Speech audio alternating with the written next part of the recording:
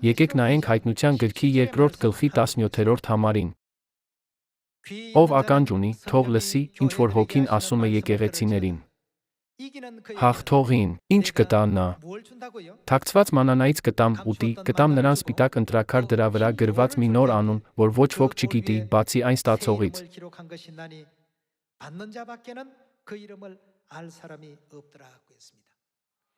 Այստեղ պետք է ուշադրություն դարձնենք հետյալ հարցին, ով է մեզ տալիս թաքնված մանանան։ Եկեք ուշադիր կարդանք 17-րդ համարը։ Ով ականջ ունի, թող լսի, ինչ որ հոգին ասում է եկեղեցիներին։ Հաղթողին թաքցված մանանայից կտամ ուտի։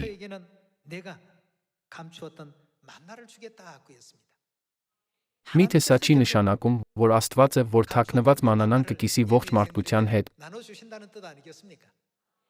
Ապա մենք պետք է գտնենք նրան, ով մեզ տալիս է թաքնված մանանան, այնպես չէ՞։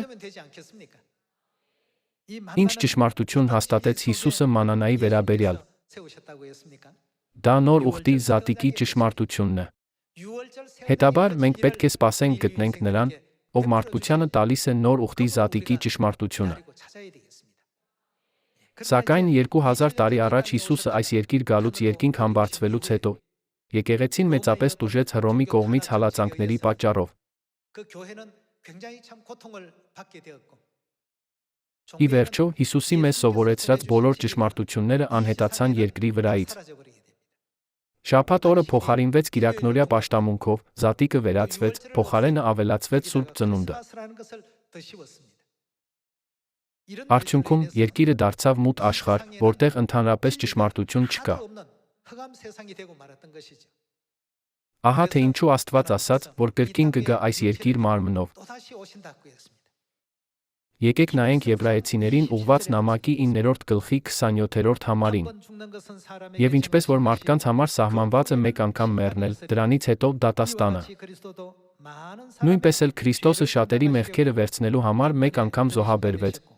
իսկ երկրորդ անգամ կհայտնվի առանց մեղքի, իրեն սպասողների փրկության համար։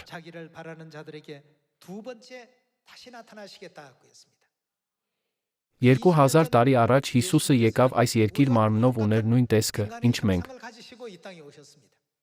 Սակայն մարդիկ չհավատացին Հիսուսին, այլ մերժեցին նրան նրա առաջին գալստյան ժամանակ։ Այնուամենայնիվ, Քրիստոսը խոստացավ գալ երկրորդ անգամ մարմնով։ Ինչպես կճանաչեք Քրիստոսին, ով երկրորդ անգամ է գալիս։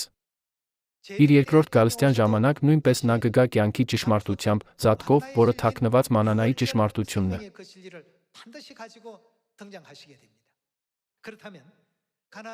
Ապա մենք պետք է հիշենք.